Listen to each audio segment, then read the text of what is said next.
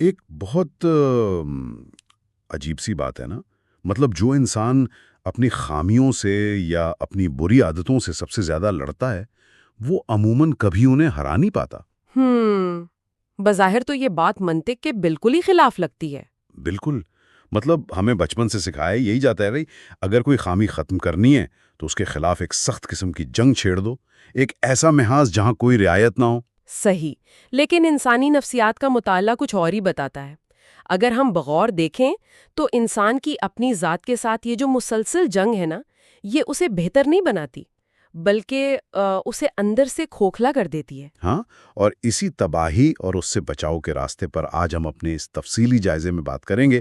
ہمارے پاس آج کا جو ماخذ ہے وہ ایک انتہائی زبردست تحریر کے اقتباسات پر مبنی ہے، جس کا عنوان ہے رحمت اور جبر کی ہم آہنگی۔ جی بالکل۔ اور اس جائزے کا جو ہمارا بنیادی مشن ہے وہ یہی کھوج لگانا ہے کہ انسان کو اپنی ذات کے ساتھ نرمی یعنی رحمت اور سختی یعنی جبر، ان دونوں کے درمیان توازن کیسے قائم کرنا چاہیے۔ جو اسے ٹوٹنے سے بچا سکے۔ صحیح کہا آپ نے۔ اچھا، ماخذ کے آغاز میں ہی ایک بہت گہری بات کی گئی ہے کہ زندگی کوئی سیدھی لکیر تو ہے نہیں، یہ دراصل دو متضاد قطبوں مطلب دو اپوزٹ پولز کے درمیان ایک رقص ہے، اور اگر کوئی بس ایک ہی خود کو پکڑ لے تو وہ لنگڑا کر رہ جاتا ہے۔ اور زندگی کے حسن کو کبھی نہیں پا سکتا۔ میں سمجھتی ہوں کہ اس کی گہرائی کو سمجھنے کے لیے ہمیں اپنے اندر جھانکنا ہوگا۔ ہمارے اندر بے وقت دو مختلف اور بظاہر متضاد قوتیں کام کر رہی ہیں۔ دو متضاد قوتیں؟ ہاں، ایک وہ جو ہمیں مٹی کی طرح نرم رکھتی ہے، اور دوسری وہ جو حالات کے سامنے ہمیں فولاد کی طرح سخت بناتی ہے۔ آج ہم ان دونوں قوتوں کی تہوں کو کھولیں گے۔ زبردست۔ تو اگر زندگی واقعی ان دو قطبوں کا رقص ہے تو چلیں پہلے قطب کی طرف چلتے ہیں جسے رحمت کہا گیا ہے۔ ماخذ کو پڑھتے ہوئے مجھے ایک چیز نے بڑا حیران کیا۔ اچھا، وہ کیا؟ وہ رحمت اور خود ترسی کے درمیان کا فرق ہے۔ مطلب عموماً لوگ جب خود پر رحم کرنے کی بات کرتے ہیں تو ذہن میں کیا آتا ہے؟ ایک ایسا بندہ جو اپنی مظلومیت کا رونا رو رہا ہو۔ بالکل، لوگ اکثر اسے خود ترسی یعنی سیلف پٹی سمجھ لیتے ہیں، جو کہ بالکل غلط ہے۔ یہ ایک نفسیاتی جال ہے جس میں زیادہ تر لوگ پھنس جاتے ہیں۔ ہاں، تو پھر سچی رحمت کیا ہے؟ ماخذ کے مطابق یہ دونوں الگ کیسے ہیں؟ دیکھیں، خود ترسی تو ایک دفاعی میکنزم ہے۔ انسان اس میں اپنے حالات کی ذمہ داری سے بھاگتا ہے اور کہتا ہے کہ بس ساری دنیا ظالم ہے اور میں مظلوم ہوں، وہ اختیار چھوڑ دیتا ہے۔ لیکن سچی رحمت انسان کو کمزور نہیں کرتی۔ تو سچی رحمت دراصل ہے کیا؟ تحریر کے مطابق سچی رحمت دراصل ایک ہاں ہے، ایک مکمل غیر مشروط قبولیت، اپنے پورے وجود کو خامیوں سمیت تسلیم کرنا۔ ایک ہاں؟ چلیں اس بات کی تہوں کو تھوڑا کھولتے ہیں۔ یہ سننے میں بڑا فلسفیانہ لگتا ہے کہ میں خود کو قبول کر لوں، لیکن پریکٹیکل لائف میں اس ہاں کا کیا مطلب ہے؟ کیا بس اپنی ہر خامی پر مہر لگا دیں؟ نہیں، ایسا نہیں ہے۔ اس ہاں کی نفسیاتی اہمیت کو سمجھیں۔ جب ہم اپنی کسی خامی کو ماننے سے انکار کرتے ہیں نا، تو دماغ میں ایک فائٹ اور فلائٹ موڈ آن ہو جاتا ہے۔ مطلب ہم خطرہ محسوس کرنے لگتے ہیں؟ جی بالکل، ہمارا اعصابی نظام خامی کو خطرہ سمجھتا ہے اور جسم میں کورٹیسول جیسے ہارمونز خارج ہوتے ہیں۔ اس حالت میں دماغ کا وہ حصہ جو مسئلے حل کرتا ہے وہ سست پڑ جاتا ہے۔ مطلب ہم اپنا ہی نقصان کر رہے ہوتے ہیں۔ بالکل، تو رحمت کی یہ ہاں اس تناؤ کو ختم کرنے کا نام ہے۔ اس کا مطلب یہ نہیں کہ خامی کو مقدر مان لیں، بلکہ صرف یہ تسلیم کرنا ہے کہ ہاں فی الحال میں ایسا ہی ہوں۔ اس سے دماغ کو ایک محفوظ سپیس ملتی ہے جہاں وہ حل سوچ سکے۔ یہاں مجھے ماخذ کی وہ کمال کی مثال یاد آ رہی ہے، وہ بیج اور زمین والی۔ ہاں، وہ بہت خوبصورت استعارہ ہے۔ اس میں کہا گیا ہے نا کہ رحمت وہ نمی ہے جو بیج کو اس قابل بناتی ہے کہ وہ اپنی سخت کھال کو توڑ کر باہر آ سکے۔ اگر انسان کے اندر کی زمین سخت ہو تو بیج تو مر ہی جاتا ہے۔ بالکل یہی بات ہے۔ ارتقائی طور پر بیج کا خول سخت اس لیے ہوتا ہے تاکہ وہ بیرونی خطرات سے بچ سکے، لیکن اگر وہ ہمیشہ سخت رہے تو اندر کی زندگی کبھی باہر آ ہی نہیں سکتی۔ پودا بننے کے بجائے بیج دفن ہو جاتا ہے۔ تو پھر اس خول کو پتہ کیسے چلتا ہے کہ اب ٹوٹنے کا وقت آ گیا ہے؟ مٹی کی نمی سے۔ وہ نمی یعنی نرمی بیج کو ایک پیغام دیتی ہے کہ اب مزاحمت چھوڑ دو، باہر کا ماحول محفوظ ہے۔ ہماری نفسیات بھی بالکل اسی طرح کام کرتی ہے۔ ارے واہ! تو مطلب وہ جو ہم نے اپنے گرد دفاعی دیواریں بنائی ہوتی ہیں اور جو ہم خود پر شدید تنقید کرتے ہیں تو ہم اس خول کو مزید سخت کر رہے ہوتے ہیں۔ 100%۔ جب تک ہم خود پر کوڑے برساتے ہیں ہم اپنے ہی گرد ایک خندق کھودتے ہیں۔ سچی رحمت اعصابی نظام کو بتاتی ہے کہ اب کوئی خطرہ نہیں، دفاعی دیواریں گرا دو، تبھی ہم اصل حالت کا سامنا کر پاتے ہیں۔ صحیح بات ہے، لیکن ایک منٹ، یہاں ایک بہت بڑا سوال پیدا ہوتا ہے۔ جی بتائیے۔ اگر ہم مسلسل اسی نرمی کی اور اسی قبولیت کی بات کرتے رہیں تو کیا اس بات کا خطرہ نہیں کہ انسان بالکل ہی سست ہو جائے؟ مطلب کیا یہ ترقی کے خلاف جنگ میں ہتھیار ڈالنے کے برابر نہیں ہوگا؟ یہ ایک بہت فطری سوال ہے اور اکثر لوگ اسی ڈر سے خود پر سختی کرتے ہیں، لیکن ماخوذ کا جواب بہت گہرا ہے۔ جو شخص اپنی ذات سے ہی جنگ میں ہو وہ کبھی بیدار نہیں ہو سکتا۔ کیوں؟ مطلب انرجی ضائع ہوتی ہے؟ بالکل، آپ کی ساری جذباتی اور ذہنی توانائی اس اندرونی جنگ میں خرچ ہو جاتی ہے۔ قبولیت کا مطلب سستی نہیں ہے، اس کا مطلب ہے کہ آپ نے وہ مزاحمت بند کر دی ہے تاکہ توانائی بچ سکے۔ یعنی رحمت ترقی کو روکتی نہیں ہے بلکہ وہ بیج کو سڑنے سے بچا کر اسے اگنے کی طاقت دیتی ہے۔ عین اسی طرح۔ لیکن آپ کے سوال کا دوسرا حصہ بھی اپنی جگہ اہم ہے۔ صرف نرمی تو کافی نہیں نا؟ ماخوذ خود خبردار کرتا ہے کہ صرف نرمی انسان کو محض ایک ڈھیر بنا دے گی۔ ہاں بالکل، کیونکہ مٹی اگر ہر وقت صرف گیلی رہے تو وہ تو کیچڑ بن جائے گی، اور کیچڑ پر تو کوئی عمارت کھڑی نہیں ہو سکتی۔ اور میرے خیال میں یہیں سے ہمارے جائزے کا دوسرا قطب یعنی جبر یا ڈسپلن کی انٹری ہوتی ہے۔ جی، یہیں سے وہ ہم آہنگی شروع ہوتی ہے۔ جس طرح زمین کو نمی چاہیے، اسی طرح پودے کو سیدھا کھڑے رہنے کے لیے سختی بھی تو چاہیے۔ لیکن یہ عام ڈسپلن والا جبر نہیں ہے۔ ہاں، کیونکہ جبر کا لفظ سنتے ہی ایسا لگتا ہے جیسے کوئی فوجی آمر سر پر کھڑا حکم چلا رہا ہو۔ اس میں تو بڑی گھٹن محسوس ہوتی ہے۔ یہی تو فرق ہے۔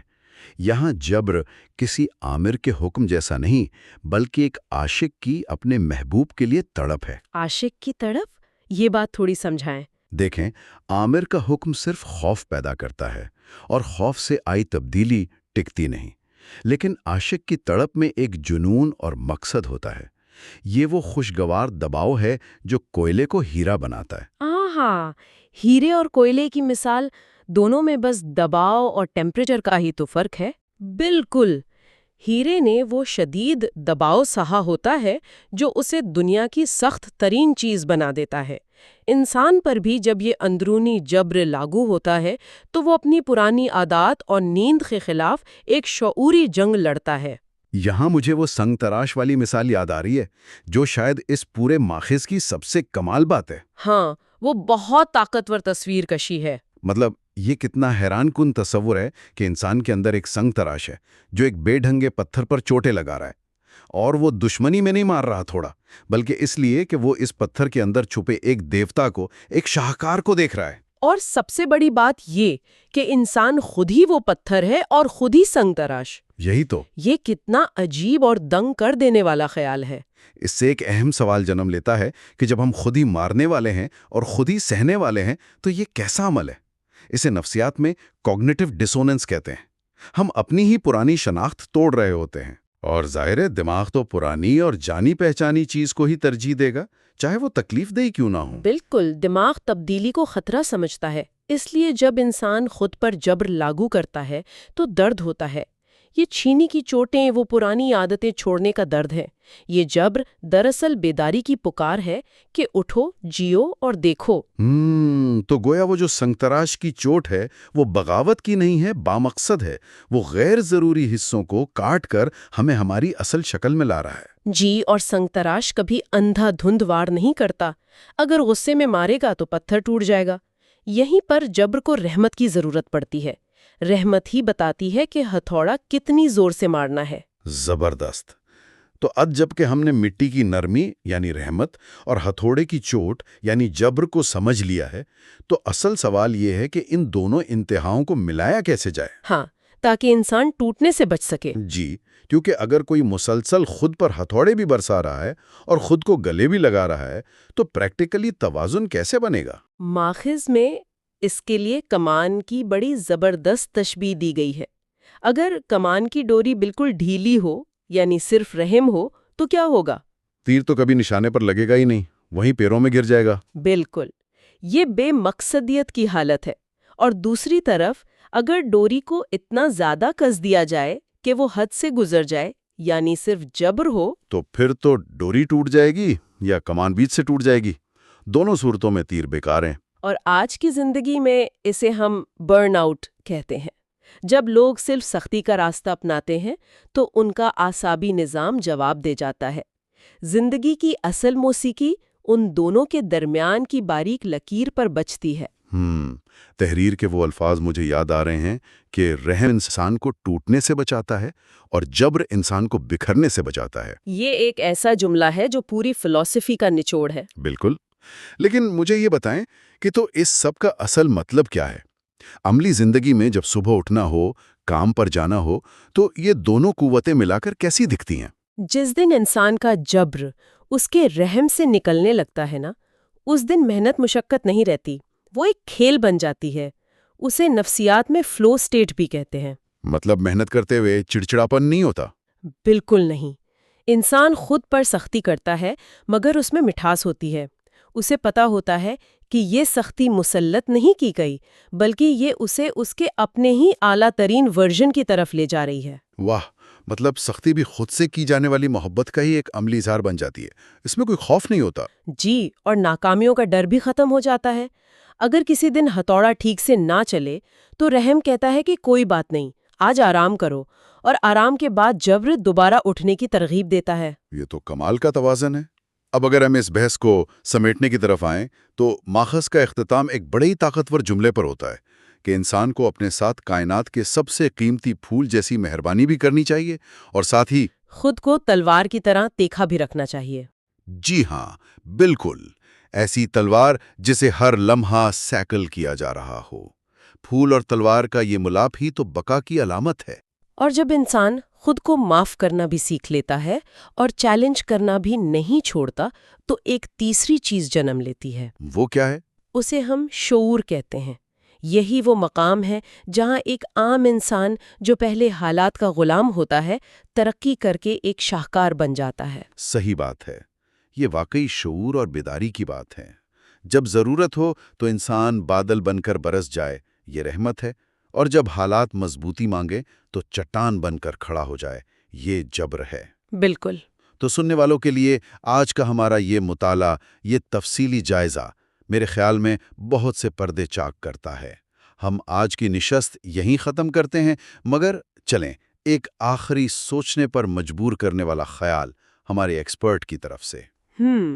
اگر ہم یہ تسلیم کر لیں کہ ہم خود ہی وہ پتھر ہیں اور خود ہی وہ سنگ تراش بھی، تو ذرا سوچئے کیا ہوگا اگر ہم لا علمی میں اپنی ذات کا ہتھوڑا اور چھینی اپنے بجائے اس معاشرے کے ہاتھ میں دے دیں؟